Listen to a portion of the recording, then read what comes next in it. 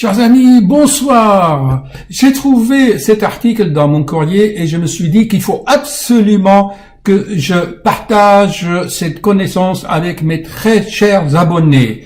Je vous remercie infiniment pour la confiance que vous m'accordez. Vous savez, chers amis, que j'ai fait beaucoup de réanimations avec le service de SAMU de Paris, avec les pompiers, que j'ai fait des chocs électriques pour réanimer des arrêts cardiaques, des patients qui étaient là, allongés, morts. Il a fallu les choquer, les réanimer. Donc, chers amis, avec la mort, j'ai bataillé ce mystère de l'être humain. Qu'est-ce que la mort? Avons-nous quelque chose après la mort? Une âme, un esprit? Et cet article, voyez-vous, elle m'a interpellé. Il y a des savants qui veulent réveiller les morts avec les cellules souches. Bien sûr, chers amis, je ne veux pas faire des vidéos très très longues. Cellules souches, vous faites une arrêt sur image sur la vidéo ou vous cherchez ce que c'est les cellules souches. Ce sont des cellules qui contiennent toutes les potentialités de la vie. Et ensuite, ils se différencient en différents organes. Ok, on va pas s'attarder là-dessus, sinon on perd l'essentiel. Et comme vous connaissez, je sais de créer le mouvement dans le cerveau. En fait, j'ai inversé l'article. J'ai mis d'abord la vidéo de ce chercheur biologiste qui va nous expliquer comment il procède, et vers la fin, j'ai mis l'article qu'on peut lire en filmant l'écran, vous pouvez le lire doucement, et vers la fin, on se pose les questions, si on veut être opérateur, si on veut être actif, et pas seulement regarder les vidéos d'une façon passive, recevoir, se gaver d'informations. Il faut vraiment se poser des questions à l'occasion de ces vidéos et méditer tout le long de la journée pendant 2-3 jours. C'est quoi la vie? Quand quelqu'un, par exemple, fait un accident vasculaire cérébral, il détruit une partie de son cerveau, là où ils sont stockés les souvenirs, ou quelqu'un qui a une tumeur dans le cerveau, ou un abcès. Eh bien, une fois qu'on l'a opéré, une fois que l'accident aigu s'est passé, eh bien, il va retrouver, comme on dit, il va retrouver son esprit, il va retrouver ses souvenirs. Donc, supposons qu'une cellule cérébrale qui a gardé les souvenirs, stockés, comme un disque dur de votre ordinateur. Ce disque dur se casse. C'est l'accident vasculaire, c'est l'abcès, c'est la tumeur. Ok, l'organisme va, grâce à la rééducation, grâce au traitement, grâce à toute la technologie actuelle, il va récupérer. Ok, il va remarcher, il va mener une vie normale. Il n'a pas perdu une partie de sa personnalité.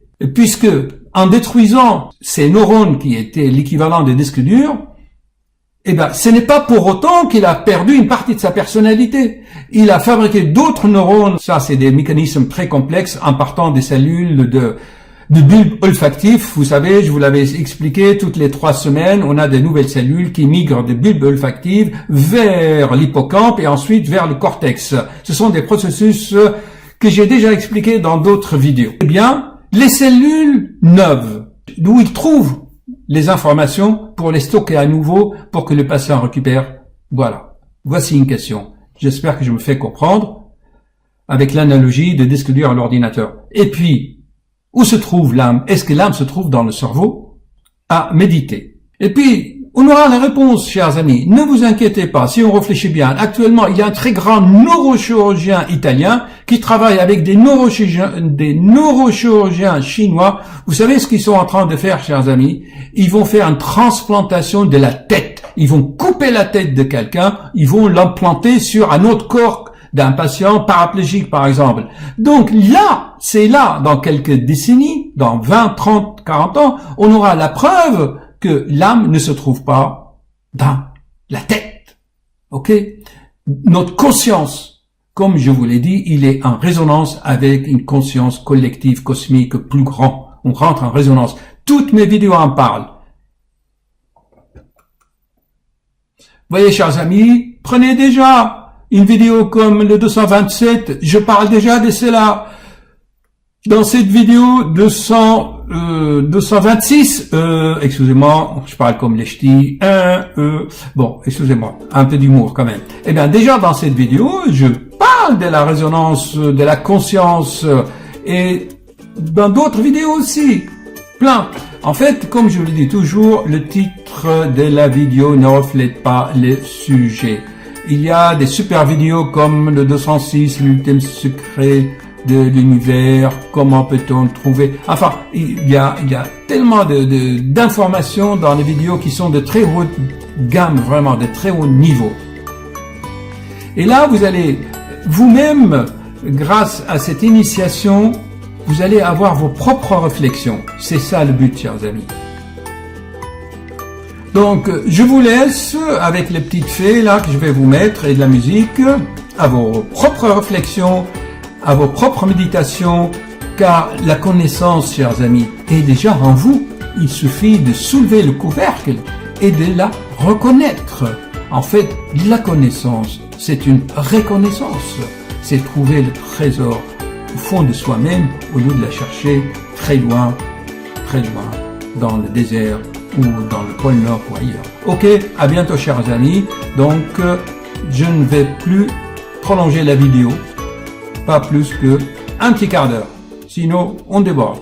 À bientôt et merci de vos encouragements, car sans vous, sans vos encouragements, sans vos commentaires, franchement, depuis longtemps, j'aurais arrêté. Mais je vois que vous êtes intéressés, que vous êtes passionnés, alors je vous trouve des idées, des sujets de réflexion, des créations. Ok, à bientôt. Merci de votre attention et du temps que vous m'accordez. Dans un environnement sain, l'horloge génétique est plus lente. Dans un environnement malsain et stressant, l'horloge accélère.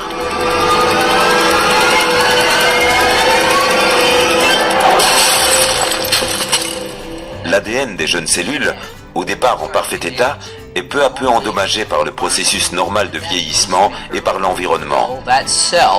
Tout comme mon journal qui est de moins en moins lisible, la cellule devient moins efficace et les copies qu'elle fait d'elle-même ne sont plus aussi précises, ce qui accélère rapidement le vieillissement. Mais d'après lui, le processus de vieillissement peut être inversé.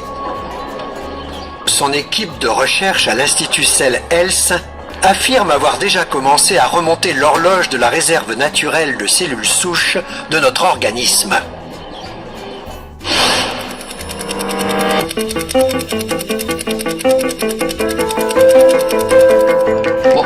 On utilise les protéines de cellules plus jeunes prélevées sur une personne pour reprogrammer les cellules plus âgées d'un autre patient.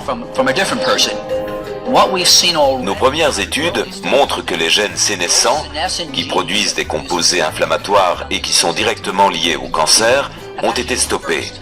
Ils ont été désactivés. C'est très bon signe. Ça veut dire qu'à terme, dans les années à venir, cette thérapie sera certainement sûre. Le docteur Giampapa pense qu'à l'avenir, nous pourrons tous nous protéger contre le vieillissement cellulaire à condition d'être suffisamment prévoyants. L'une des approches les plus récentes pour contrôler le vieillissement et la qualité de nos cellules consiste à stocker des cellules souches relativement tôt dans la vie, entre 21 et 35 ans. Elles sont congelées et conservées dans une sorte de banque afin de les utiliser plus tard en cas de problème de santé. Par exemple, une défaillance du cœur, du foie ou des poumons. En somme, on cherche à faire des copies de nous-mêmes, à l'image de notre journal de tout à l'heure, afin de les stocker dans un endroit sûr, jusqu'à ce qu'on en ait besoin. Il ne s'agit pas d'un artifice superficiel, mais d'une véritable jeunesse biologique, stimulée par l'incroyable puissance régénératrice qui réside à l'intérieur de chacun de nous, dans nos cellules souches. Notre objectif, c'est d'améliorer notre qualité de vie et de réduire les maladies provoquées par le vieillissement, afin de profiter du temps qui nous est donné avec notre famille et nos amis, et de rester productifs malgré l'âge.